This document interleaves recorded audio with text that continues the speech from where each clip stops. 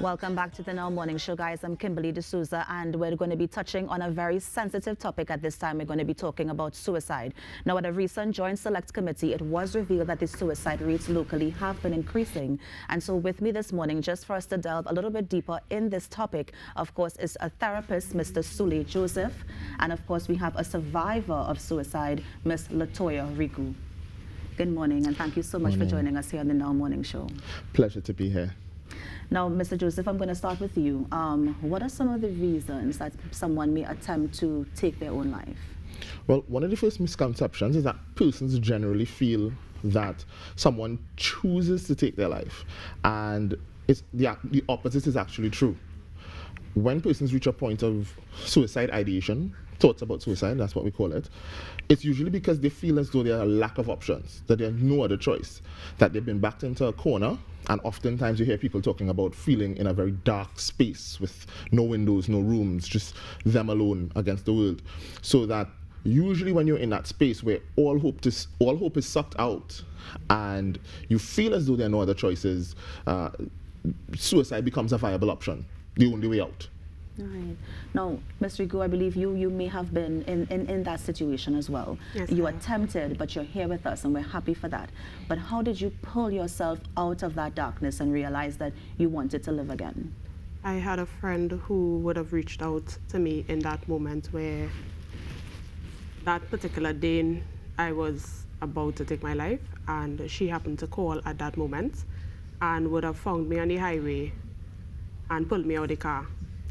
And in that moment, I realized that someone cared and someone was seeing what I was going through.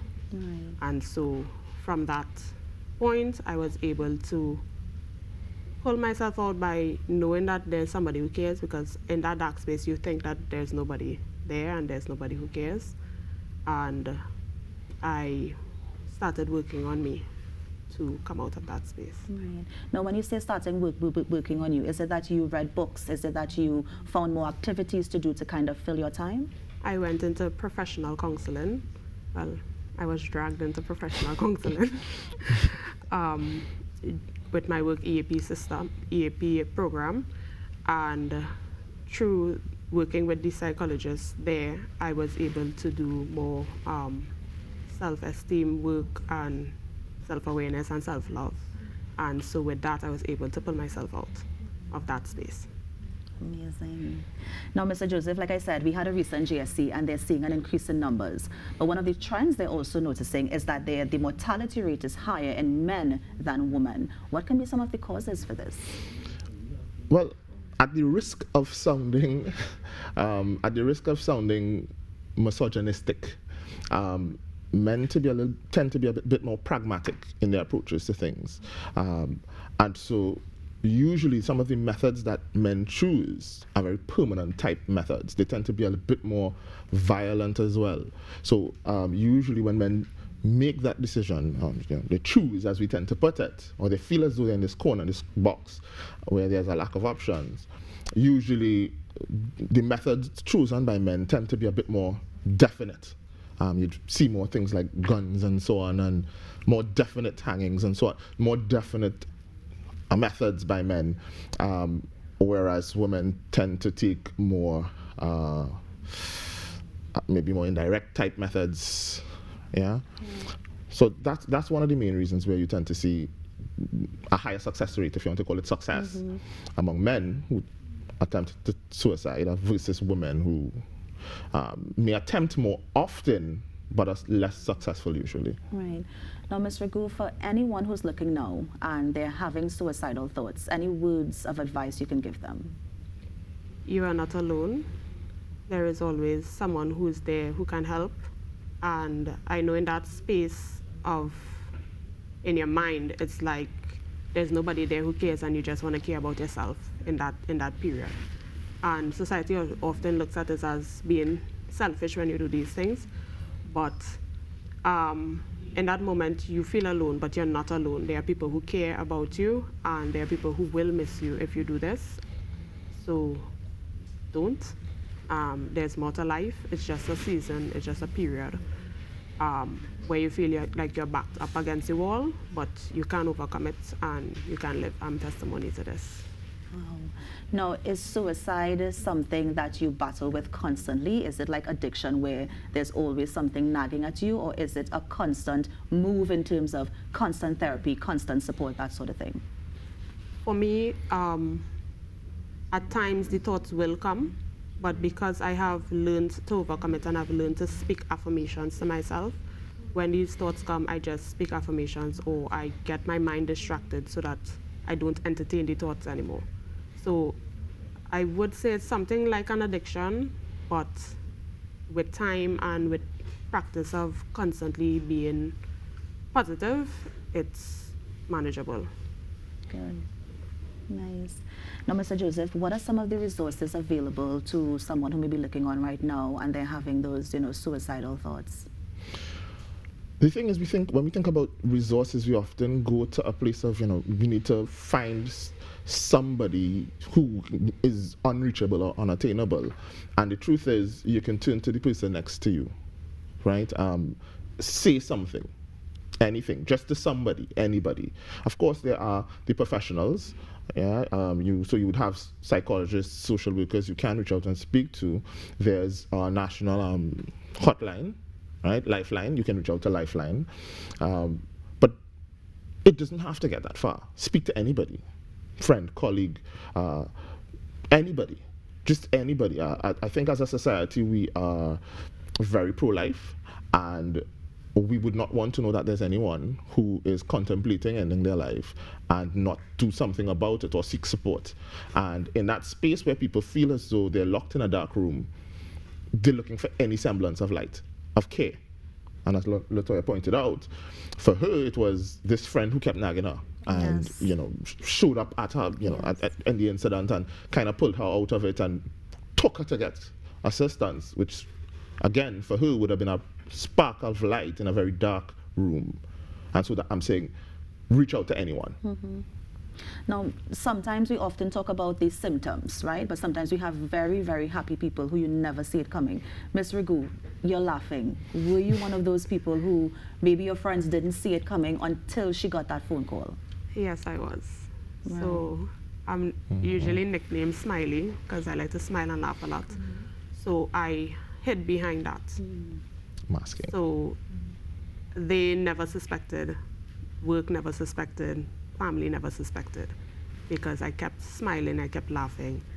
And one or two of my friends would have picked up on the type of laugh, because while I'm laughing, it was a different variation of laugh.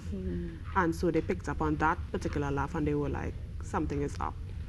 But in that moment, I think when that phone call was made, she realized, yeah, this is life or death, and she sprung into action. Ms. Rigaud, this is going to be a really tough question, but if she didn't reach out to you at that point, would you have made the decision? No, I would have definitely not been here today. I had already had the plan mapped out in my head. I was going to take my life on the highway and ensure that I didn't harm another driver. So it was by a flyover. I was planning to drive straight into the flyover as fast as I can to end it. So if she did not reach out at that point in time, I would not have been here.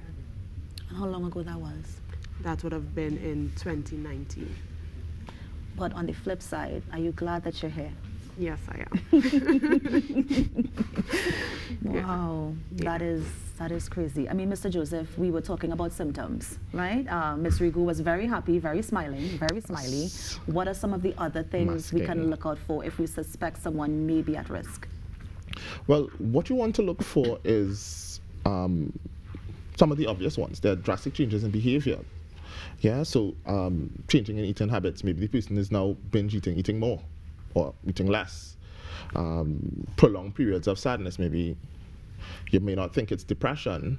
You know, we have a culture in Trinidad where everything is stump your toe, you're depressed here, right? So maybe it may not be depression, but it would be a drastic change in the person's function, in their behavior, their modality. But then you also have people who mask, which is what Latoya did.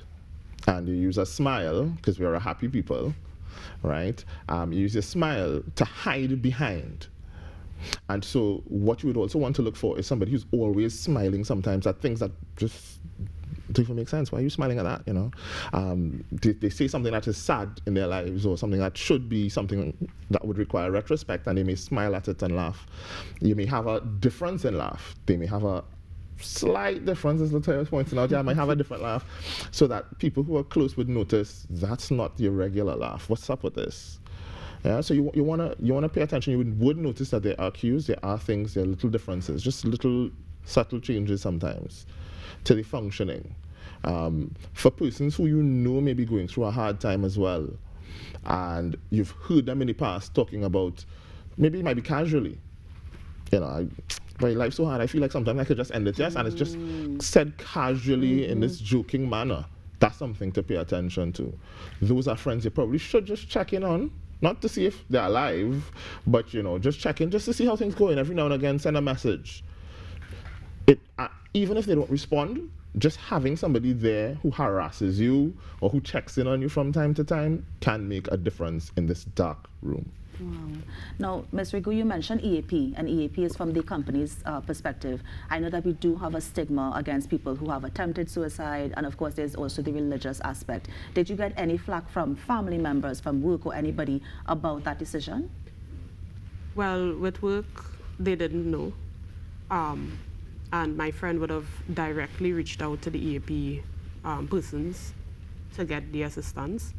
And because we have that confidentiality aspect with work, they couldn't have come and speak about it with me. Right. With family, of course, it had the stigma of if you go to a therapist or whatnot, they would label you in society. Yeah, crazy person. But at that point, I didn't mind being labeled because I just wanted help and I needed the help. I realized how far I've reached and I wanted to get out of that space. Right. Is there anybody who would have been directly affected from the decision that you made? Any kids, any family members who you know would have felt the loss if you weren't here today? My son.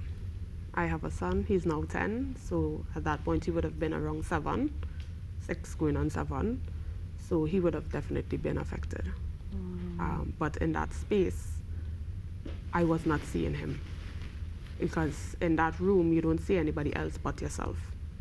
So even though I know I have a child, I couldn't have put myself in that space to think about my child. I was just thinking about me, being backed up on this wall.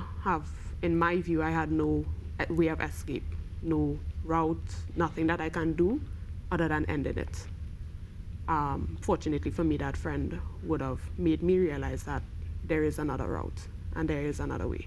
So I'm here today, and he has his mommy. Wow, that's amazing. Mr. Joseph, of course, you have a few seconds before we close.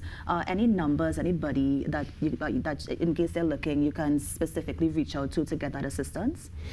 Well, as I mentioned previously, there is Lifeline. Right. It's a toll-free number. For the life of me, it's not coming to my head right now, but it's a toll-free number. You can just check online.